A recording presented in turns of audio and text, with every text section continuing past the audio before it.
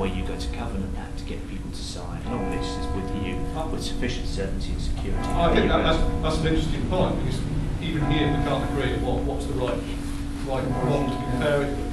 And that's part of the problem for investors, is that the reality is that the telecoms marketplace in the UK at the moment is not well understood in that context by potential investors, because it's been characterised over the last 10 years as being rapid growth, rapid return, and rapid decline. Yeah. The internet bubble, and since then, has burned an awful lot of institutional investors.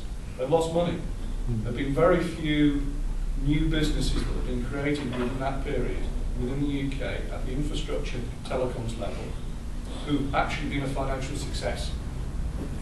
So the reality is, at the moment, is that you're posing a question which says, in effect, here is a new business model which is orientated towards long-term return. 20 years or 50 years, doesn't really matter, but it's not 5. Because that's the sort of return that most people in the capital marketplaces, capital markets have been looking for in the telecoms market over the last few years. I disagree with that.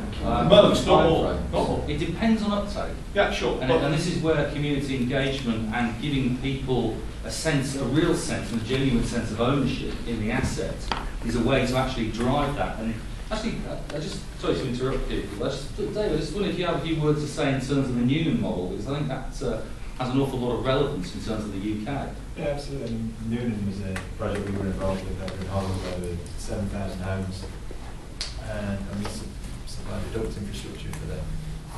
And the way that they went about that was they engaged the community, and I think they got 95% take up.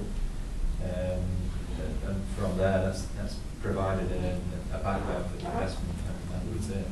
I don't disagree. I think the community-based approach in in some instances will work. But if you look at it from whether it's the final third, as it's first third, please, or first third, as Guy likes to call it, there is a large proportion of the UK, and indeed any marketplace you look at, where community-based projects will have a role. They won't solve the whole problem, and there is going to be a large funding requirement. I mean, the issue that I'm posing is that what is the actual financial model that you can take to the providers of capital to actually convince them that this is a good place, to put their money? I completely and totally agree, because it is one of the red walls, hurdles that we've already faced. One of the things that we actually found was, fantastic, if this was a house, we would give you the money. What was it again? No, forget it. That was one of the big problems here. I was speaking to a few utility investors, and they love the idea of investing in fibre. That is great, but they hate the idea in the service provider part. They don't want to touch that part. They don't touch services. But what you have is you then have you have a model. Okay, you've got money for the network, but who's going to provide services? So you try and loft to Sky, you try and loft to other people.